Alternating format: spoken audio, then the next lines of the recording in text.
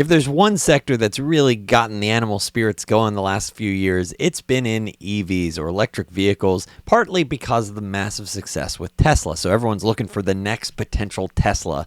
And so one stock that's really gotten the speculators really going for it is Mullen Automotive. MULN is the ticker. Now, regular viewers know my approach is, look, this is no hype, mission focused, trying to find you exceptional companies and unrivaled investments. I'm going to break it down and I'm going to tell you, what do I think of the company? If this is all hype, if this is just pure sizzle and no steak, I will call that out. And, honestly, if you look at my track record of companies where I've called pass on, you'll see I've called out several companies that have proceeded to decline 70, 80, 90%.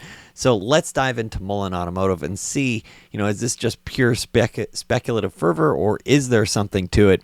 In full disclosure, this is not financial advice. And at the time of this video publication, I did not own shares in Mullen, MULN. And so what are they talking about? On their website, they're talking about shaping the road ahead in electric automobiles. That sounds like quite a lofty mission. What's that even mean? Management claims that Mullen has several synergistic businesses. Whenever I see synergy within the first line or two of a business, it automatically gets my spidey senses tingling. Like, why can't you just be straight up? Synergy, you're trying to sound smarter than you are. Like, synergy, what? Just say straight up, this is what I'm selling. This is my bill of goods. So synergistic businesses, including CarHub, a platform for selling cars, as well as Mullen Energy for advancing battery technology. Okay, sounds good. What many investors are focused on is this upcoming launch of their Mullen 5. It's debuted at the LA Auto Show. It's a pure electric SUV crossover that, might have really nice prospects, like 325-mile range, nice top speed of 155 miles per hour, and 0 to 60 in 3.2 seconds. So could be a really nice SUV, electric SUV, if it comes out in the quarters ahead.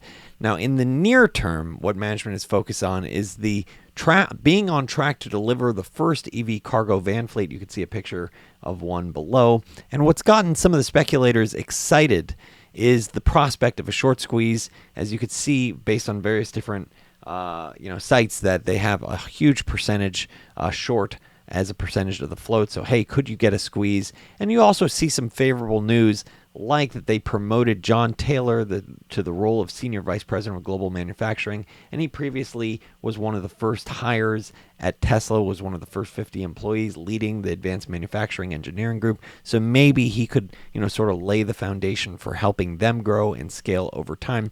They also talk about, as the quarter draws to a close, that they expect to report over $65 million in cash and equivalents on hand for continuing momentum in programs development. Okay, so they're saying they're going to have $65 million in cash on their balance sheet. So let's dive in. Is this pure sizzle, or is this just pure speculative behaviors, or is there a real business here? So looking at it, they actually merged with another company in November, and so you don't get their full quarterly results, but they say 3 months ended December 31st, so that should include at least a month of operations.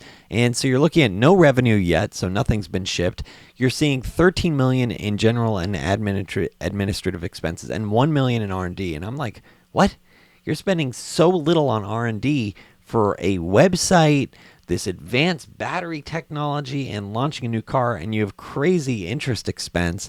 Like, does this make any sense? Especially when you compare it to Tesla, where when they had zero in revenue, their R&D was multiples of what they were spending on sales, general, and administrative. So this is what the real deal looks like.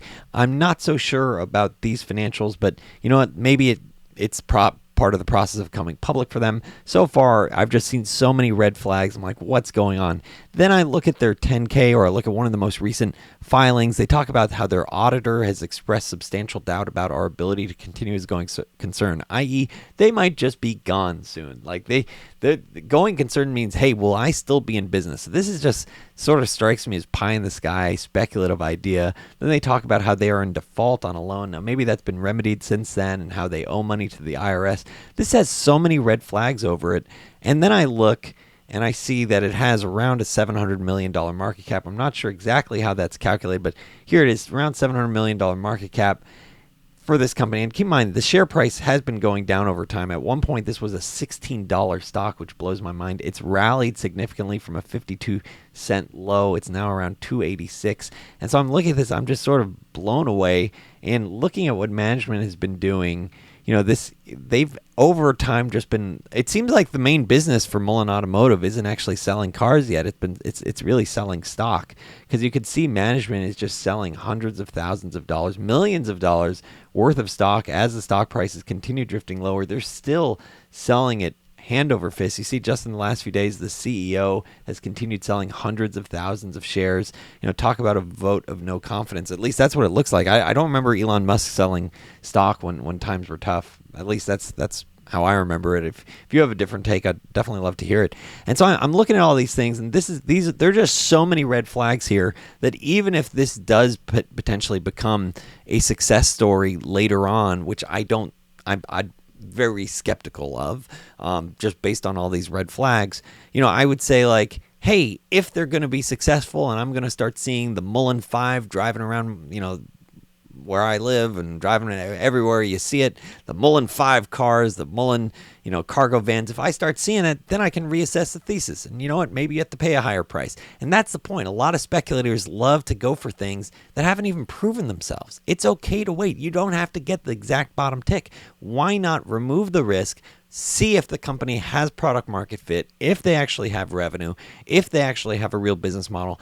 And then they don't even have to be profitable. You can just say, hey, do they have sales? And so wait for a company to have product market fit before you start buying in. This is a purely speculative vehicle. Now, that said, if you're interested in looking for real companies, looking for really interesting companies, I call out potential new ideas each week, both for good times and bad times. If you're concerned about a potential recession in the years ahead, I call out types of companies that might benefit or can hold up at least. Or you'd like to follow along with my personal financial journey, go to unrivaledinvesting.com, where I write a weekly letter. We also have an exclusive community dedicated to learning and trying to find exceptional companies on Discord. And so this has been my take on Mullen Automotive. I saw this just because it seemed like so many people asked me and were interested in getting a view on this. And I'm like, man, this is just one speculative red flag after another. Too tough for me. If you own it, I wish you the best of luck. But I'm seeing all these different things, and maybe they can turn it around and not be in default, and they can start generating tons of cash. But like $65 million in cash they're talking about being on hand versus losing tens of millions of dollars per quarter. No wonder the auditor is saying going concern problem. So maybe it works out. I'm clearly not betting on it, but and this is also just a broad commentary for the market. Like, if you have companies that have so many red flags like this, is this a broader question about how much animal spirits are still in the market? And arguably, is this the type of thing that you see closer to a market top than a market bottom?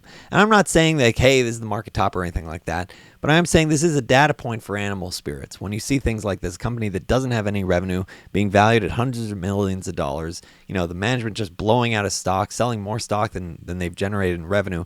So I look at all these things, and it's just like too many red flags for me. Is this a broader commentary about, what time it is to invest? If this video has been helpful for you, please make a point of hitting that thumbs up and hit that subscribe button. Thanks so much for tuning in.